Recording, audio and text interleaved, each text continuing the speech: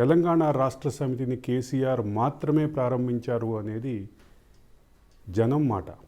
కానీ అసలు తెలంగాణ రాష్ట్ర సమితి ప్రారంభానికి ముందు, కేసీఆర్ కంటే ముందు కొంతమంది వ్యక్తుల సమూహం, ఒక భావ సారూప్యత కలిగిన వ్యక్తుల సమూహం పనిచేసింది. దాంట్లో ముఖ్యులు గాదె ఇన్నయ్య. ఆయన జీవితాంతం పోరాటమే, పోరాటాలకి కేరాఫే గాదె ఇన్నయ్య. వామపక్ష భావజాలానికి ఆకర్షితులై సుదీర్ఘకాలం పాటు పీపుల్స్ వారితో పనిచేసినటువంటి గాదె ఇన్నయ్య ప్రజా జీవితంలోకి వచ్చిన తర్వాత కూడా తన పోరాట పంధాన్ని మార్చుకోలేదు. పోరాట విధానాన్ని మారిందే తప్ప పోరాటం చేసే శైలిని మార్చుకోలేదు. గాదె ఇన్నయ్య గారి మాటలు తెలుసుకునే ముందు గాదె ఇన్నయ్య గారి గురించి ఇంకొక చెప్పాలి. సుమారుగా 100 మందికి పైగా విద్యార్థుల్ని, తల్లి తండ్రి లేని విద్యార్థుల్ని దగ్గరికి చేర్చుకొని చదివిస్తున్నారు. ఒక వ్యవస్థీకృతమైనటువంటి ఏర్పాటు చేశారు దానికోసం. వారిని అనాథలు అంటే ఆయన ఒప్పుకోరు. ఆయనే కాదు, వాళ్ళని అనాథలు అని పిలిస్తే వాళ్ళు ఒప్పుకోరు. మాకు ఇన్నయ్య గారు లాంటి డాడీ ఉన్నారు అని చెప్పి ఆ విద్యార్థులు స్వయంగా నాతోటి చెప్పినటువంటి విషయం. ఎమోషనల్గా అంత కనెక్ట్ అయినటువంటి ఆ విద్యార్థుల పెంపకానికి, ఆయన జీవితమే పోరాటంగా మార్చుకోవటానికి, వీటన్నిటికీ సంబంధించినటువంటి ఒక ప్రస్తావన ఆయన నోట్లోంచే విందాం. నమస్కారం అన్నయ్య గారు. నేను మీ గురించి మాట్లాడేటప్పుడు ఆ ఎమోషన్ని కంట్రోల్ చేసుకోవటం చాలా ఇబ్బంది అయింది. మిమ్మల్ని నేను విద్యార్థి దశ నుంచి చూస్తున్నా, మీ గురించి వింటున్నా, మీ పోరాటాలు చూసాము. తెలంగాణ రాష్ట్ర సమితి ఏర్పాటుకి మీ ప్రయత్నాలు, మీరు చేసినటువంటి సమిష్టి కృషి అన్నీ చూసాం. తర్వాత కాలంలో ఇప్పుడు మీరు నడిపినటువంటి ఆశ్రమానికి సంబంధించిన విషయాన్ని చూసాం. దీంట్లో తెలంగాణ రాష్ట్ర సమితి ఏర్పాటు ఎట్లా జరిగింది, స్థూలంగా చెప్పండి. దగాబడ్డ తెలంగాణని మనం సుసంపన్నం చేసుకోవాలి. అంగట్లో అన్నీ ఉన్న అల్లున్నోట్లో శని ఉన్నట్టు అనేది ఏదైతే మనం ప్రజల వాడుక భాషలో ఉన్నటువంటి ఆ సూక్తి ఏదైతే ఉందో అది మనకి కళ్ళకు కట్టినట్టుగా తెలంగాణ కనపడతా ఉంటుంది. గోదావరి, కృష్ణ, మంజీర, మూసి, ప్రాణహిత ఇంకా అనేక రకాలైనటువంటి గొప్ప గొప్ప నదులు, ఉపనదులు, కాలువలు, దాంతోపాటు అన్నిటికంటే ముఖ్యంగా కొన్ని వందల సంవత్సరాల క్రితం నుంచి ఉన్నటువంటి కాకతీయుల కాలం నాటి గొలుసుకట్టు చెరువులు. తర్వాత అసలు వాస్తవంగా చెప్పాలంటే తెలంగాణకి ఇప్పుడు ఉన్నటువంటి యువతకు కానీ ఇప్పుడు ఉన్నటువంటి వాళ్ళకి తెలుసో లేదో, దీన్ని ఒక త్రిలింగ దేశం అంటారు. ఇది ఒక త్రిలింగ దేశంగా పిలువబడినటువంటి, నామకరణం కాబడినటువంటి, ప్రాచుర్యం పొందినటువంటి ఒక టెరిటరీగా ఉన్నటువంటి ఈ త్రిలింగ దేశము తర్వాత క్రమంలో భారతదేశంలో ఉన్న 526 సంస్థానాల్లో ఒక సంస్థానంగా రావడం, 17 సార్లు బ్రిటిష్ వాళ్ళు ఇక్కడ దండయాత్ర చేసినా కానీ గడ్డ మీద వాళ్ళు పాలన ప్రారంభించలేకపోయారు. అటువంటి గొప్ప చరిత్ర కలిగినటువంటి అసలు ఇంకా తెలంగాణ గురించి మనం మాటల్లో వర్ణించలేం. భూమి కోసం, భుక్తి కోసం, విముక్తి కోసం, సమాజ స్థాపన కోసం, సామాజిక న్యాయం కోసం ఉద్యమాల పోరాటాల పురుడు పోసినటువంటి గడ్డ ఇది. భారతదేశంలో పోరాటాలకి నిలువెల్లు సాక్షిగా ఉన్నటువంటి గడ్డ ఇది. ఇతర దేశాలకు అప్పులిచ్చినటువంటి గడ్డ ఇది. ప్రపంచంలో 2 ప్రాంతాల్లో అత్యధిక ఖనిజ సంపద కలిగి ఉంటుంది. అందుకని దీన్ని డక్కన్ పీఠభూమి అన్నారు. అది ఒకటి ఆఫ్రికా ఖండంలో ఉన్నది, ఇంకొకటి ఆసియా ఖండంలో. అది భారతదేశంగా పిలువబడేటువంటి తెలంగాణ నిజాం సంస్థానంలో ఉన్నదనేది ఆ రోజు మనందరికీ తెలుసు. డక్కన్ పీఠభూమిగా, త్రిలింగ దేశంగా పిలువబడినటువంటి ఈ గడ్డ ఇవాళ ఈ పరిస్థితులు ఎందుకున్నది? నా గడ్డ మీద, నా భూమిలో ద్వితీయ శ్రేణి పౌరులుగా ఈ భూమిపుత్రులు ఎందుకు బతకాల్సి వస్తుంది అనేది మేము ఆ రోజు అందరం ఆవేదన పడ్డది, ఆలోచన చెందింది.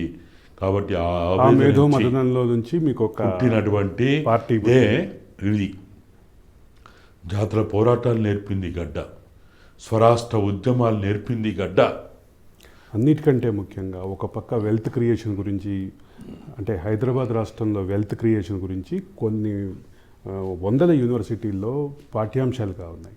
అదే సందర్భంలో మరొక వైపు తెలంగాణ రాష్ట్రంలో జరిగినటువంటి తెలంగాణ సాయుధ రైతాంగ పోరాటం కూడా అనేక యూనివర్సిటీల్లో పాఠ్యాంశంగా, పరిశోధనాంశంగా ఉంది. ఇటువంటి నేపథ్యం ఉన్నటువంటి గడ్డ ఇది. కానీ తెలంగాణ రాష్ట్ర సమితి ఏర్పాటు క్రమంలో తెలంగాణ రాష్ట్ర సమితికి కేసీఆర్ ఎట్లా వచ్చారు, ఎట్లా జరిగింది? మేము ఆ రోజు ఆయనని తీసుకురావడంలో అనేక మంది ప్రయత్నాలు జరిగిన తర్వాతనే చివరిగా ఈ టక్కుటమార గోకర్ణ గజకర్ణ విద్యలు నేర్చినటువంటి ఆ నేర్పరిగా ఉన్నటువంటి ఆట ఆడగలిగేటువంటి చాతుర్యం కలిగినటువంటి వ్యక్తి అనేది ఒక అంశం అయితే, తెలంగాణ రాష్ట్ర సాధన మలిదశ ఉద్యమం త్యాగాల పునాదుల మీద ఏర్పాటు చేయాలనేది అదొక ఆలోచన. త్యాగాల పునాదులను ఎందుకు అంటున్నామంటే 53లో, 56లో, 69లో జరిగిన ఉద్యమాల్లో అనన్య త్యాగాలు చేసి ఆ త్యాగాలని సొమ్ముగా చేసుకొని ఆ ఉద్యమాన్ని, పోరాటాన్ని తాకట్టు పెట్టి గవర్నర్లు అయినరు, ఎంపీలు అయినరు, మంత్రులు అయినరు, ఇంకా ఏమేమో అయినరు. కాబట్టి ఆ విధంగా తెలంగాణ ఉద్యమం అనేది హేళనకు గురైంది, అవమానాలకు గురైంది. కాబట్టి ఈ అవమానాల నుంచి, హేళన నుంచి రాదనుకున్న తెలంగాణ తేవాలంటే త్యాగాల పునాదుల మీద తెలంగాణని నిర్మించాలి. అటువంటి నేపథ్యం నుంచి మొదలై తర్వాత క్రమంలో ఉద్యమం ఉవ్వెత్తునగిసింది. దానికి తెలంగాణ పొలిటికల్ జేఏసీ అనే ఒక ఫామ్ వచ్చింది. సకల జనుల సమ్మెలు జరిగినాయి. రకరకాల రూపాల్లో వంటవార్పు, బతుకమ్మ, చివరికి వండుకొని రోడ్డు మీద వండుకొని తింటాన్ని కూడా ఒక పెద్ద ఉద్యమ రూపంగా మార్చుకున్నాం. ఇటువంటి పరిణామాల తర్వాత తెలంగాణ రాష్ట్రం ఏర్పాటైంది. తెలంగాణ రాష్ట్రం ఏర్పాటైన తర్వాత నాటికి మీరు కేసీఆర్కి దూరంగా ఉన్నారు. తెలంగాణ రాష్ట్ర సమితి పుట్టిన నుంచి తెలంగాణ రాష్ట్ర ఏర్పాటుకి మీ ఉద్యమాలు మీరు చేస్తున్నారు తప్ప కేసీఆర్కి డిటాచ్ అయిపోయారు. ఆ డిటాచ్ అవడానికి కారణం ఏంటి? అంటే ప్రధానంగా ఆయనలో ఉన్నటువంటి ఆయన యాటిట్యూడ్ ఏదైతే ఉందో, అంటే ఆయన మేము ప్రజాస్వామ్యవాది కాదు, ప్రజాస్వామ్య విలువలు అంతకంటే తెలియదు. ఇంకా సరే మన అవసరం. ఇప్పుడు ఉద్యమాల్లో పోరాటాలు ఎప్పుడు కూడా ఎట్లుంటుందంటే, పాలకులని లేకపోతే రాజనీతి ప్రాచుర్యం పొందినటువంటి వ్యక్తులని ఉద్యమాలు, పోరాటాలు వాడుకోవడం అనేది చాలా సహజమైన విషయం. కాబట్టి ఆ విధంగా ఈ ఉద్యమాన్ని విజయవంతం చేయడానికి, పోరాటాన్ని మనం సాధించడానికి, ఆకాంక్షల్ని నెరవేర్చుకోవడానికి ఇటువంటి వాళ్ళు, ఎందుకంటే ఈ తెలంగాణ రాష్ట్ర ఏర్పాటే కాదు, భారతదేశంలో ఏ రాష్ట్ర ఏర్పాటైనా భారత రాజ్యాంగ ప్రకారము లోక్సభలో, రాజ్యసభలో బిల్లులు పాస్ అయ్యే రాజ్యాంగబద్ధంగానే. అది అంటే రాజకీయ ఏకాభిప్రాయ సాధనకి, అదే సందర్భంలో రాజకీయమైన ఐకానిక్ ఒక వ్యక్తి కావాలి. కాబట్టి కేసీఆర్ మీరు ఎంచుకున్న ముందు పెట్టి నడపడం జరిగింది. ముందు పెట్టి, కానీ కాలక్రమంలో ఏమైపోయిందంటే, ఎప్పుడు కూడా ఉద్యమాలు, పోరాటాలు నాయకులని లేకపోతే పాలక వర్గం నుంచి వచ్చిన వాళ్ళు వాడుకోవాలి. కానీ ఉద్యమాలు, పోరాటాలు వాళ్ళకు ఉపయోగపడితే అది తీవ్రమైన నష్టం దారితీస్తుంది. ఆ సమాజం లక్ష్యాలు నెరవేరకుండా విజయాన్ని ముద్దాడినట్టే ఉంటుంది, కానీ వాస్తవికతకి దూరంగా ఉన్నట్టు అవుతుంది. ఇదే తెలంగాణ ఉద్యమంలో, రాష్ట్ర సాధనలో కూడా ఈరోజు 9.5 సంవత్సరాల్లో భారతదేశంలో తెలంగాణ గడ్డ ఎప్పుడు కని విని ఎరగని రీతిలో జరిగినంత విధ్వంసం ఈ 9.5 సంవత్సరాల మీ భాషలో విధ్వంసం, మా భాషలో పాలన, కేసీఆర్ పాలన. మీరు దాన్ని అత్యంత ఘోరమైన విధ్వంసంగా చెప్తున్నారు. కానీ 9.5 ఏళ్ల పాలన తర్వాత ఈరోజు అధికార మార్పిడి జరిగింది. ఈ అధికార మార్పిడి జరిగే క్రమంలో కొంత సంఘర్షణ జరిగింది, కొన్ని మార్పులు ఉన్నాయి. అంటే అప్రతిహాతంగా గెలుస్తున్నటువంటి కేసీఆర్ 2023లో ఓడిపోయారు. దీనికి సంబంధించి మేము ఒక 100 కారణాలను వెతికే క్రమంలో ఉన్నాం. దీన్ని మీరు ఎట్లా చూస్తారు? వాస్తవంగా చెప్పాలంటే ఇప్పుడు రాజ్ న్యూస్ ఈ ఒక ఓటమి, 100 తప్పులు, 100 కారణాలు అనేది ఏదైతే చేస్తున్నదో, వాస్తవంగా చెప్పాలంటే రాజ్ న్యూస్ ఇంత గొప్ప ఆలోచన చేసి చేయడం కంటే ముందు ఆ పార్టీ చేయాల్సి ఉండే. యా, ఎవరైతే ఓటమికి గురైందో, ఎవరైతే మీరన్న పదాలు అప్రతిహతంగా విజయ పరంపరలో ముందుకు సాగుతున్నటువంటిది 14లో 63 స్థానాలే సాధించినటువంటి టీఆర్ఎస్ ఎస్, 18కి వచ్చేసరికి 85 ఎవరు ఊహించని రీతిలో 88 స్థానాలు సాధించి తిరుగులేని విజయాన్ని ప్రజల సాధించి పెట్టిందంటే అసలు అది మామూలు విషయం ఆయన కాదు. 88తో ఆగకుండా ఇంకొక 12 మందిని వేరే పార్టీల్లో గెలిచిన వాళ్ళని చేర్చుకున్నారు. అయితే ఇవన్నీ కూడా ఏంటంటే బాపు చూసి బలుపు అనుకున్నాడు ఆయన. ఎప్పుడు కూడా బాపు చూసి బలుపు అనుకుంటే అది వినాశనానికి దారితీస్తుంది. 2014 నుంచి 2023 మొన్న ఏదైతే ఆయన రాజీనామా చేసేంతవరకు జరిగినటువంటి ఆ పాలన సమయంలో ఆయన గినక 2001 ఏప్రిల్ 20 నాడు పార్టీ ఆవిర్భావం రోజు ఏదైతే మాట్లాడిండో, ఏదైతే చెప్పిండో, ఏదైతే హామీ ఇచ్చిండో, ప్రజలని నమ్మించి ఒప్పించి ప్రయత్నం చేసిండో, దానికి కనుక 20% అయినా దానికి కట్టుబడి ఉంటే ఈరోజు కూడా ఈ ఫలితాలు ఇట్లు వచ్చాయి కాదు. సో తెలంగాణ సమాజం ఏదైతే కోరుకుందో 2000 నుంచి 2001 మధ్యలో పార్టీ ఏర్పాటు కోసం మీరు పెట్టుకున్న ఎజెండా ఏదైతే ఉందో దానికి పూర్తిగా కేసీఆర్ దూరం అయిపోయారని మీరు భావిస్తున్నారు? నేను భావించడం కాదు, సమాజం భావిస్తుంది. సమాజం కాదు. నేను ఈరోజు కూడా రాజ్ న్యూస్ ద్వారా, మీ ద్వారా నేను ఛాలెంజ్ చేస్తున్నా. మీరు ఆ రోజున్న విద్యా వైద్య బడ్జెట్ కంటే ఈరోజు ఏమైనా పెంచిండ్రా? ఉమ్మడి ఆంధ్రప్రదేశ్లో ఉన్న దానికంటే ఇప్పుడు ఏమైనా పెంచిండ్రా? ఉమ్మడి ఆంధ్రప్రదేశ్లో ఉన్న పాఠశాలలు, కళాశాలలు, విద్యా సంస్థల్ని మీరేమైనా అభివృద్ధి చేసిండ్రా? గురుకులాల పేరుతోటి ఒక ఆట ఆడిండు, నాటకం చేసిండు, జూదం చేసిండు మీరు. కానీ తెలంగాణ ఆత్మగౌరవం మీరు ఏదైతే మాట్లాడుతున్నారో, తెలంగాణ ఆత్మగౌరవానికి ప్రతీకగా సెక్రటరియట్ను చూడమంటున్నారు, తెలంగాణ ఆత్మగౌరవానికి ప్రతీకగా అమరవీరుల జ్యోతిని చూడమంటున్నారు, తెలంగాణ ఆత్మగౌరవానికి ప్రతీకగా 125 అడుగుల అంబేద్కర్ విగ్రహాన్ని చూడమంటున్నారు, తెలంగాణ అభివృద్ధికి అంటే సూచికగా హైదరాబాద్ నగరాన్ని చూడమంటున్నారు, మిగతా చోట్ల కట్టినటువంటి ప్రాజెక్టులు కానీ మిగతా చోట్ల కట్టినటువంటి డెవలప్మెంట్ని కానీ చూడమంటున్నారు. ఇవన్నీ హైదరాబాద్ ప్లస్ మిగతా చోట్ల జరిగినటువంటి అభివృద్ధి కానీ, ఇప్పుడు నేను చెప్పినటువంటి సచివాలయము, అంబేద్కర్ విగ్రహము, ఈ అమరవీరుల జ్యోతి, ఇవన్నీ కూడా తెలంగాణ ఆత్మగౌరవానికి ప్రతీకలుగా మీరు భావించట్లేదా? ఇప్పుడు మీరు చెప్తున్నటువంటి సెక్రటరియటు, లేకపోతే మీరు చెప్తున్నటువంటి అమరవీరుల స్మారక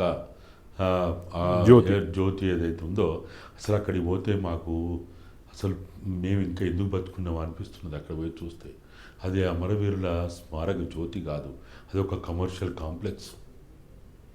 ఆ 4వ అంతస్తు 5వ అంతస్తు అది ఒక రెస్టారెంట్ ఏర్పాటు చేసిండు.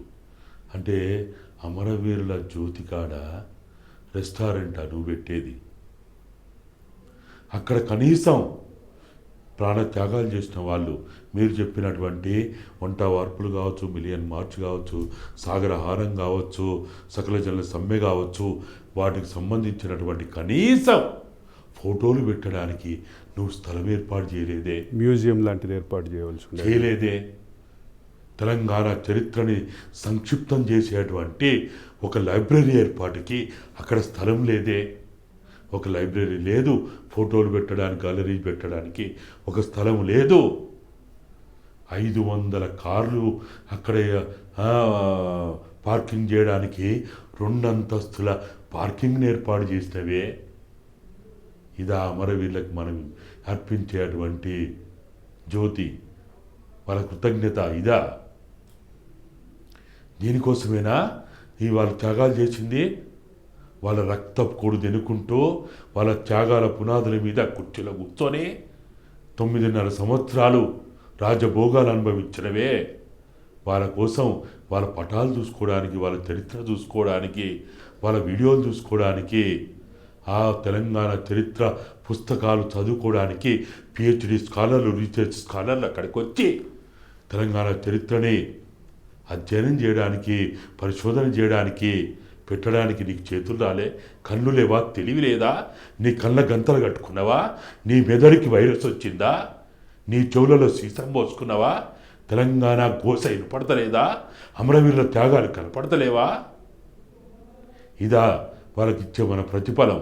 టీఆర్ఎస్ అలియాస్ బీఆర్ఎస్ తమ ఓటమిని అంగీకరించడానికి సిద్ధంగా లేదు. అంటే మమ్మల్ని ప్రజలు ఓడించలేదు, యూట్యూబ్ ఛానళ్ళు ఓడించినాయి, యూట్యూబ్ ఛానళ్ళు చేసినటువంటి దుష్ప్రచారాన్ని మేము తిప్పికొట్టలేకపోయాము. అదే సందర్భంలో కాంగ్రెస్ ఇచ్చినటువంటి ఫేక్ హామీలు ప్రజలు నమ్మారు, ప్రజలు నమ్మేలాగా చేశారు అనేది ఒక వాదన ముఖ్యంగా వస్తుంది. అది బీఆర్ఎస్ వర్కింగ్ ప్రెసిడెంటే స్వయంగా నేను చెప్తున్నటువంటి ఈ మాటలు మాట్లాడుతున్నారు. దీన్ని ఎట్లా చూస్తారు మీరు? అంటే అభివృద్ధి అంటే అసలు దాని డిఫినేషన్ తెలియకపోవడమే ప్రధాన కారణం. అభివృద్ధి అంటే ఏంటిది? మీరు చెప్పినట్టు ఫ్లైఓవర్లో, మీరు చెప్పినట్టు 4 వేనో 6 వేనో 8 వేనో రోడ్ల నిర్మాణం ఏర్పాటు చేయడం కాదు. ఇవాళ రోడ్లు ఏర్పాటు చేసినావు, నేను ఇక్కడి నుంచి మా సొంత గ్రామం వరంగల్ మా విలేజ్ పోవాలంటే 2 చోట్ల టోల్ ట్యాక్స్ కట్టాలి.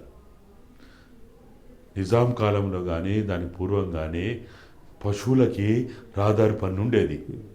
ఇవాళ మనుషులకి మనం రహదారి పన్ను అనే పేరుని తీసేసి అందమైన టోల్ ట్యాక్స్ అని తీసుకొచ్చినావు. అంటే జంతువులకి పశువులకు ఉన్నటువంటి రహదారి పన్ను మనుషులకు వచ్చిందంటే ఇది అభివృద్ధి? అసలు అభివృద్ధికి నిదర్శనం ఏంటిది? కొనుగోలు శక్తి పెరిగిందా? నా చేతులకి, నా కాళ్ళకి, నా శరీరానికి నువ్వేమైనా పని ఇవ్వగలిగినవా? నా మెదడుకి ఏమైనా పని ఇచ్చినవా? సో ఇప్పటికీ భారత రాష్ట్ర సమితి పార్టీ ఓటమిని అంగీకరించలేని పరిస్థితిలో ఉంది. దీన్ని మీరు ఎట్లా చూస్తారు?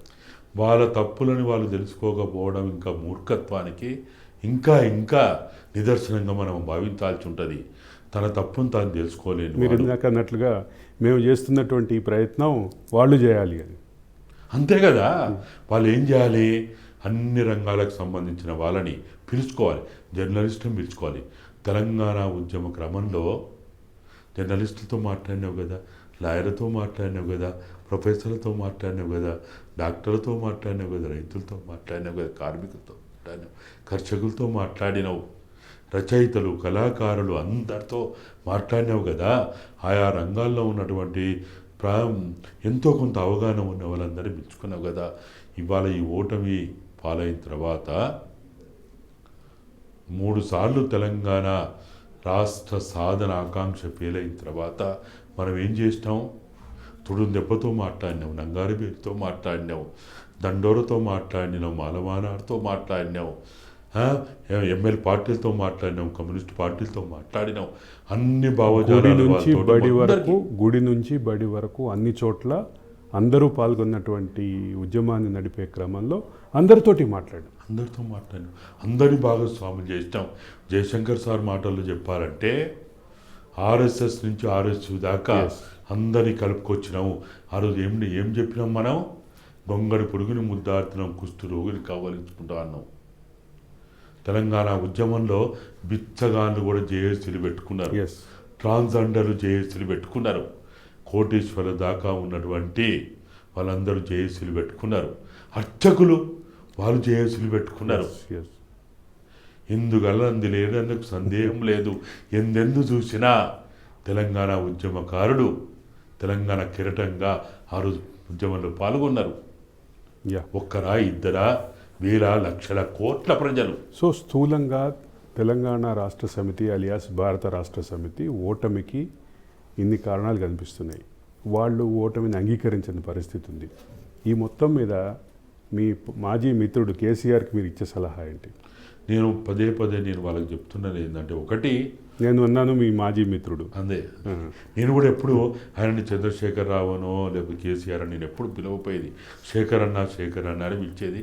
నన్ను ఆయన ఇన్నన్నా అని పిలుచుకునేది. ఆ విధమైనటువంటి వ్యక్తిగత అనుబంధంగానే మేము కొనసాగినాం.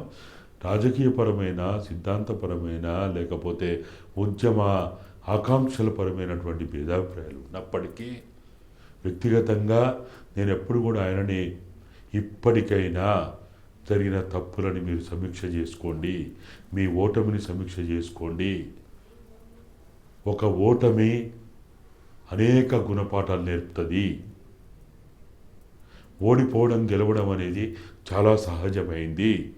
2004లో 62 మనం బీఫాములు తీసుకుంటే దొంగతనంగా ఇంకా 4 బీఫాములు ఇస్తే మనం గెలిచింది 24. 2009లో ఆ రోజు తెలుగుదేశం తోటి మనం వద్దంటే వినకుండా వాళ్ళతో పోతే అప్పుడు ఓటమి పాలైనాం. 2008లో ఉప ఎన్నికలు వద్దంటే పోతే మనం ఆ రోజు కూడా ఓటమి పాలైనాం. కానీ ప్రజలు ఉద్యమాలు నిలబెట్టిండ్రు. ఎన్నికలు ఒక్కటే నిలబెట్టలేదు, ఎన్నికలు గెలుపు ఓటములు ఒక్కటే నిలబెట్టలేదు.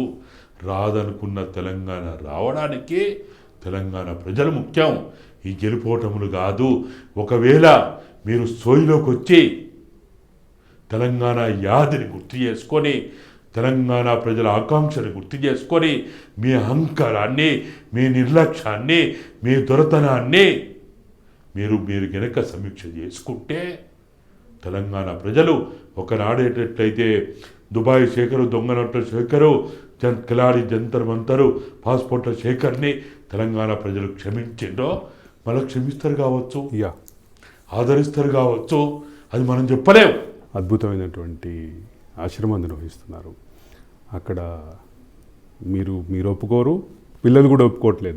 నాతోటి 2 పిల్లలు మాట్లాడినప్పుడు కూడా అనాథ అనే పదాన్ని వాళ్ళు ఒప్పుకోవట్లేదు. మాకు మా డాడీ ఉన్నాడు, మా డాడీ ఉన్నాక మేము ఎట్లా అనాథం అవుతాం అంటున్నారు.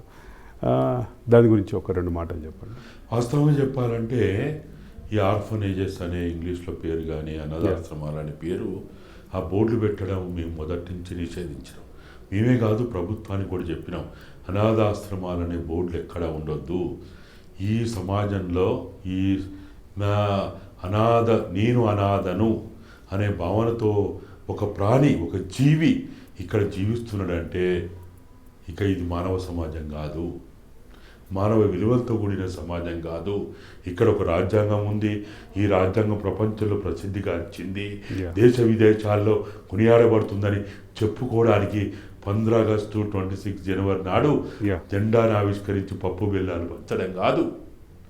ఈ సమాజంలో నేను అనాథననే భావన లేని భారతదేశం ఏర్పడినప్పుడే అది ఒక గొప్ప దేశంగా మనం చూడగలుగుతాం అనేది నా భావన. కాబట్టి మనం ఎవ్వరు కూడా అనాథలని బోర్డు ఉండొద్దు, అనాథాశ్రమాలు అనేవి ఉండొద్దు. ఇప్పుడు ఎంతమంది పిల్లలు ఉన్నారు? ఇప్పుడు 110 మంది ఉన్నారు. ఇప్పటి వరకు సుమారు 1420 మంది దాకా కేజీ నుంచి పీజీ చదువుకున్న వాళ్ళు, బీటెక్లు, ఎంటెక్లు, లేకపోతే ఫిజియోథెరపీలు, నర్సింగ్లు, బీఫార్మసీలు, ఎంఫార్మసీలు, పిహెచ్డీలు, డబుల్ పిహెచ్డీలు, లాలు అంటే ఎల్ఎల్బీలు, ఎల్ఎల్ఎంలు. నాకు తెలిసి ఒక అమ్మాయి జర్నలిజంలో పీజీ కూడా చదివింది, ఎంఎస్డబ్ల్యూలు, ఇట్లా అనేక రకాల ఈ సమాజంలో ఎన్ని రకాలైనటువంటి విద్య అవకాశాలను అన్నీ వాళ్ళు చాలా స్వేచ్ఛగా, స్వతంత్రంగా, ఎలాంటి ఆంక్షలు లేకుండా వాళ్ళకు ఆ విధంగా ఉన్నారు. ఇక్కడ మన ఆశ్రమంలో దీని పేరే మా ఇల్లు. మా ఇల్లు అని ఎందుకు పెట్టామంటే అక్కడ ఉండే ప్రతి బిడ్డ ఇది నా ఇల్లు అని భావించాలి. వాళ్ళు స్కూల్కి పోయి, కాలేజీకి పోయి మా ఇంటికి పోతున్నామని చెప్పుకోగలగాలి. ఆ స్కూల్లో, కళాశాలలో ఏ విధంగానైతే మా తల్లిదండ్రుల దగ్గర పోతున్నాం, మా ఇంటికి పోతున్నామని గర్వంగా, గొప్పగా ఎట్లయితే చెప్పుకుంటారో అటువంటి 1400 మంది పిల్లలు చదువు పూర్తి చేసుకుని తమ జీవితాల్లోకి వెళ్ళిపోయారు. ఇంకా 110 మంది పిల్లలు అక్కడ ఉన్నారు. సుమారు 135-145 మంది వాళ్ళు మగపిల్లలు కావచ్చు, ఆడపిల్లలు కావచ్చు, వాళ్ళు వైవాహిక జీవితంలో ప్రారంభించి వాళ్ళ భార్యలు, వాళ్ళ భర్తలు, వాళ్ళ కొడుకులు, బిడ్డలు కూడా తీసుకొని అప్పుడప్పుడు ఆశ్రమానికి వస్తారు, మళ్ళీ పుట్టింటికి వచ్చిన ఫీలింగ్ తోటి వస్తుంటారు. ఇట్లా ఇది ఒక జగమంత కుటుంబంగా, ఎందుకంటే ఈ భారతదేశంలో ఒకనాడు కుటుంబ వ్యవస్థకి నిలయంగా ఉన్నటువంటి భారతదేశం, కానీ ఈరోజు కుటుంబ వ్యవస్థ ఇక్కడ కూడా విచ్ఛిన్నమైపోతున్నటువంటి సమాజంలో దీనికి మనము అటువంటి నిలబెట్టుకోవాల్సిన అవసరం ఉందని మేము భావిస్తున్నాం. మొత్తం మీద ఒక పక్క మా ఇల్లుకి సంబంధించి 2 వివరాలు చెప్పారు. కానీ ఇంకొక ప్రధానమైన పోరాటం మీ నుంచి నేను చూశాను గత సుమారుగా 6-7 సంవత్సరాలుగా. మీరు అనాథ హక్కుల కోసం, మళ్ళీ అనాథ అనే పదం వాడుతందుకు క్షమించండి, హక్కుల కోసం మీరు ఏదైతే పోరాటం చేశారో ఒక డ్రాఫ్ట్ కూడా ప్రిపేర్ అయినట్టుంది.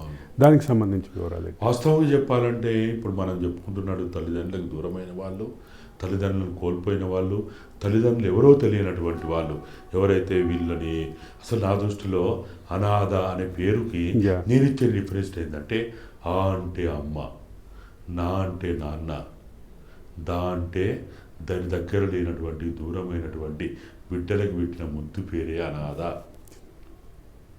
హార్ట్ టచింగ్, గుండెని టచ్ చేసేలాగా. అమ్మకి నాన్నకి దూరమైనటువంటి వాళ్ళు, దగ్గర లేనటువంటి వాళ్ళకి పెట్టిన పేరే ఈ అనాథ. కాబట్టి ఇటువంటి బిడ్డలని అయ్యో పాపమని చూడొద్దు, అయ్యో పాపమని చూడొద్దు. వాళ్ళని ఈ రాజ్యాంగంలో, ఈ చట్టాల్లో వాళ్ళకు ఒక హక్కులు ఉన్నాయి అనే దాంట్లో భాగంగా చూడాలి. మనం ఒక పిల్లిని, ఒక పాముని, ఒక ఎలుకని, ఒక పులిని, ఒక సింహాన్ని చూసినట్టుగా అసలు విషసర్పాలకు, విష జంతువులకు కూడా చట్టాలు ఉన్నాయి, వాళ్ళకి కొన్ని రైట్స్ ఉన్నాయి. కానీ ఈ బిడ్డలకి వాళ్ళకి కనీసం ఎవరికి పుట్టిండో, ఎక్కడ పుట్టిండో, ఏ మతంలో పుట్టిండో, ఏ కులంలో పుట్టిండో, ఏ ప్రాంతాల్లో పుట్టిండో తెలియనటువంటి వాళ్ళకి రాజ్యాంగం వాళ్ళకి కొన్ని హక్కులు కల్పించాలి. ఆ హక్కుల కోసమే వాళ్ళకి ఆధార్ కార్డు కావచ్చు, ఓటర్ ఐడి కావచ్చు, పాస్పోర్టు అవకాశం కావచ్చు, రిజర్వేషన్లు కావచ్చు, లేకపోతే ఇంకా అనేక రకాలైన విద్యా రిజర్వేషన్లు, లేకపోతే ఉపాధి రిజర్వేషన్లు, లేకపోతే ఉద్యోగ రిజర్వేషన్లు అని అలా దివ్యాంగులకు కూడా తల్లిదండ్రులు ఉంటారు, వాళ్ళకు ఒక రక్షణ ఉంది. మానవత్వం కోల్పోతే, మానవ విలువలు కోల్పోతే ఇంకా ఏమున్నది ఇక్కడ? కాబట్టి ఎవ్వరు ఎక్కడ ఎంత చేతనైతే మనకెక్కడ వాళ్ళ కళ్ళల్లో మనకు కనపడితే అటువంటి బిడ్డలు నాకు ఎవ్వరూ లేరని రోడ్ల మీద కానీ, వీధుల్లో కానీ, బస్తీల్లో కానీ ఎక్కడ పడ్డా వాళ్ళని మనం హక్కున చేర్చుకుందాము, వాళ్ళని ఒక దరి చేరుద్దాము, వాళ్ళకు ఒక మంచి జీవితాన్ని ఇవ్వడానికి ప్రయత్నం చేద్దాం. ఆ ప్రయత్నం చేయగలిగినప్పుడు అప్పుడే మానవ విలువలు, మానవత్వంతో కూడిన ఈ సమాజం అంటారు. కాబట్టి ఆ ప్రయత్నాలు అందరం భాగస్వాములు అయిదాం. ఏ ఒక్కరు చేస్తే ఇది జరిగేది కాదు, సమాజం మొత్తంగా కూడా ఇది చేసినప్పుడే, అందరూ చేయగలిగినప్పుడు, ముఖ్యంగా మీడియా దాని ప్రముఖ పాత్ర పోషించి వాళ్ళకి అండగా నిలవడానికి, నోరు లేని వాళ్ళకి నోరుగా ఇవ్వగలిగినటువంటి వాళ్ళకి అవకాశం కల్పించాల్సిన అవసరం ఉందని నేను 2 చేతులు జోడించి నేను ఎప్పుడు కోరుకుంటా. ఒక్క భారతరత్న కాదు, 1000 భారతరత్నాల కంటే కూడా ఈ బిడ్డలతోటి ఈ సుమారు 16 సంవత్సరాలు వాళ్ళతో నేను గడపడమే నాకు దాన్ని మించిన. ఇవాళ కౌరవులకు కూడా 100 మందే వాళ్ళకి తల్లిదండ్రులను పిలుచుకున్నారు. 1400 పైగా ఉన్నటువంటి బిడ్డల చేత నాన్న అని, డాడీ అని పిలుచుకునే, మమ్మీ అని, లేకపోతే మదర్ అని పిలుచుకునే, అమ్మ అని పిలుచుకునే భాగ్యం 1000 భారతరత్నాలంటే కూడా గొప్పదైందని మేము భావిస్తాము. మీ దంపతులకు అవకాశం వచ్చింది. ఇది గాదయ్యన్నయ్య మనోగతం. తెలంగాణ రాష్ట్ర సమితి ఏర్పాటు నుండి, కేసీఆర్తో అనుబంధం నుండి రకరకాల అంశాలని ఆయన మనం అందించారు.